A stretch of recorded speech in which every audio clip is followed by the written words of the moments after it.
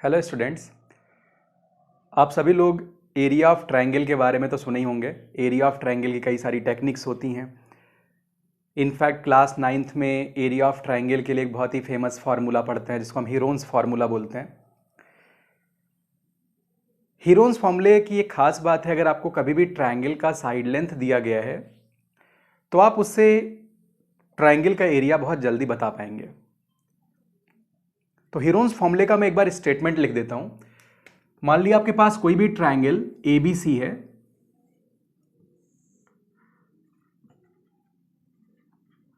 यहां पे ये साइड लेंथ ABC गिवन है। तो इस ट्रायंगल के लिए पहले सेमी पेरीमीटर, इसे हिंदी में क्या बोलते हैं, अर्ध परिमाप, वो कैलकुलेट करते हैं। तो वो A plus B plus C upon में क्या आएगा, 2 आएगा। भाई पेरीमीटर क्या होता है, सारे साइड का सम, और उसी का आधा सेमी पेरीमीटर हो जाएगा, यानी अर्ध परिमाप। तो एरिया ऑफ ट्रायंगल का जो फॉर्मूला है उसको हम डेल्टा से इंडिकेट करते हैं, और ये फॉर्मूला ऐसा कुछ है, S minus A, S minus B, S minus C, formula यानी सूत्र। तो यहां पे इस ट्रायंगल का एरिया निकालने का ये आपके पास डायरेक्ट फॉर्मूला है। यानी अगर आपको ABC की वैल्यू दी गई है तो आप एरिया देखते ही कैलकुलेट कर पाएंगे, वो कुछ सेकंड का काम है। लेकिन ये वीडियो मैं इस एरिया को कैलकुलेट करने के लिए नहीं बना रहा हूं। अब मैं हीरोन्स फॉर्मूले पे जो कुछ कॉम्प्लिकेटेड बातें हैं उनको मैं डिस्कस करना चाहता हूं कि एक 9वीं क्लास के 9th स्टैंडर्ड पे एक हम टफ प्रॉब्लम जो एक प्री रीजनल मैथमेटिक्स ओलंपियाड के स्तर पे जा पाए, वो सवाल कैसे बना सकते हैं। सवाल ऐसा कुछ है, इस बार ट्रायंगल में साइड लेंथ ना देके आपको एल्टीट्यूड दिया हुआ है। यानी ये ट्रायंगल ABC है जिसके वर्टेक्स को हिंदी में शीर्ष कहते हैं। इस वर्टेक्स से साइड पे जो परपेंडिकुलर, जो लंब है, उसकी लंबाई दी गई है, ये D है। ये मान लिया कुछ 2 सेंटीमीटर के बराबर है। चलो मैं कोशिश करता हूं कि PRMO के लिए सवाल बनाऊं, यानी इंटीजर टाइप सवाल बने हमारा, मेरी कोशिश यही रहेगी। तो A शीर्ष से, A वर्टेक्स से डाले गए लंब की लंबाई यानी एल्टीट्यूड की लंबाई 2 सेंटीमीटर है। B वर्टेक्स से ड्रॉप किए गए शीर्ष यानी लंब की लंबाई, शीर्ष से डाले गए लंब की लंबाई कितनी है, 2 सेंटीमीटर है, यानी परपेंडिकुलर का लेंथ 2 सेंटीमीटर है। ऐसे ही C से दिया गया है,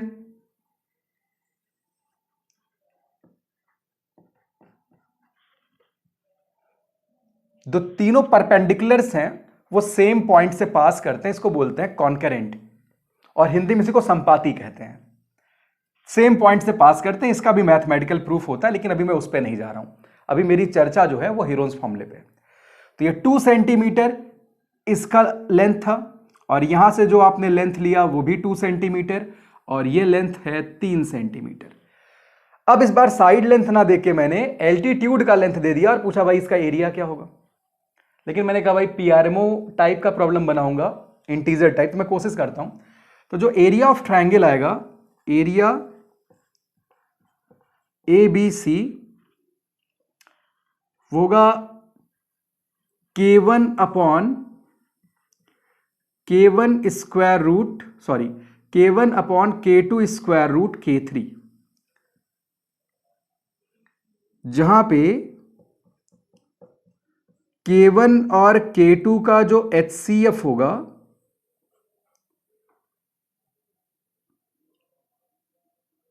दैट विल बी 1, यानी ये रिलेटिवली प्राइम नंबर है।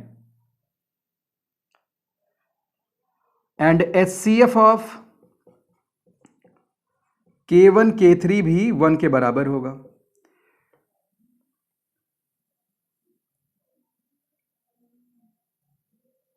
तब तुम्हें बतानी है value K1 plus K2 plus K3 की वैल्यू कितनी आएगी।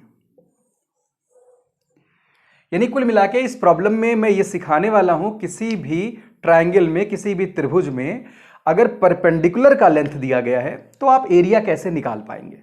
चर्चा का विषय यही है। तो देखो भाई, एल्टीट्यूड से पहले किसी तरीके से साइड लेंथ निकालना पड़ेगा। तो यहां कुछ बातें मैं मान लेता हूं कि जो साइड लेंथ है वो सपोज ए बी सी है, यानी ए वर्टेक्स के अपोजिट वाले को ए, बी के अपोजिट वाले को बी, सी के अपोजिट वाले को सी मान लिया। और एरिया को मैं लेट कर लेता हूं कि इस ट्रायंगल का जो एरिया होगा, जो क्षेत्रफल होगा, वो डेल्टा है। तो एरिया ऑफ ट्रायंगल जो डेल्टा है उसको आप लिखते हैं हाफ बेस इंटू हाइट। आप कोई भी बेस लेंगे और उस पर परपेंडिकुलर का लेंथ लेंगे, वहां से एरिया निकालेंगे। तो यहां से तुम्हें ए की वैल्यू मिल जाएगी कि भाई ए आ रहा है डेल्टा के बराबर, यानी आपने साइड को in term of area calculate किया। ये बेसिक स्टेप्स हैं कैसे आप एरिया कैलकुलेट कर पाएंगे एल्टीट्यूड से। वैसे ही यहां पे अगर मैं बेस को बी मानूं और हाइट 2, तो बी की वैल्यू डेल्टा आएगी।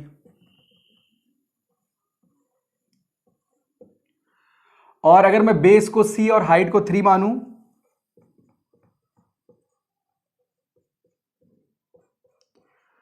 तो सी की वैल्यू आएगी 2 डेल्टा अपॉन 3।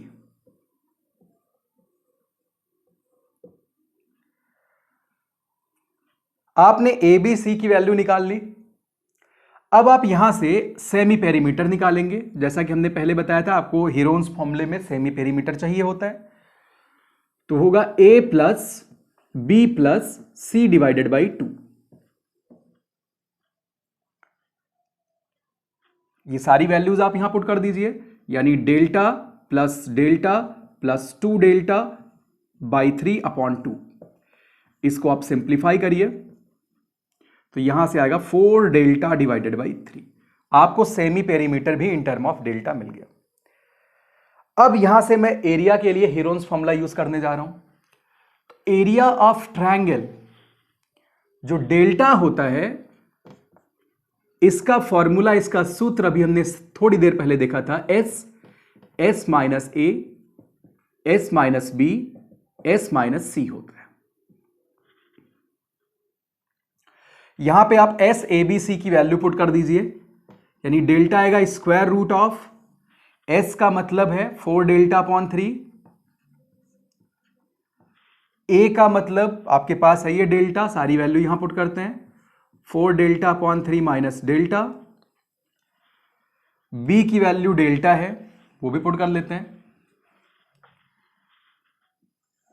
यानी 4 delta upon 3 minus delta, C की वैल्यू 2 डेल्टा अपॉन 3 है। ऐसा करने से तुम्हें एक डेल्टा में इक्वेशन मिल जाएगा, यानी delta equals square root of, यहां पे आया 4 डेल्टा अपॉन 3, यहां पे आएगा डेल्टा अपॉन 3, अगले में डेल्टा अपॉन 3, अगले में 2 डेल्टा अपॉन 3, यानी delta equals square root of 8 delta raise to the power 4 upon 3 raise to the power 4।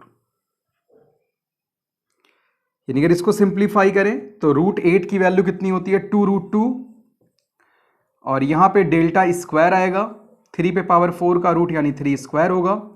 अब आप देख सकते हैं एक डेल्टा को एक डेल्टा कैंसिल कर देगा, यहां पे सिंपली डेल्टा बचेगा। तो यानी यहां से डेल्टा की वैल्यू, जो डेल्टा का मान होगा, आएगा 9 अपॉन 2 रूट 2। यानी भाई हमने एरिया कैलकुलेट कर लिया।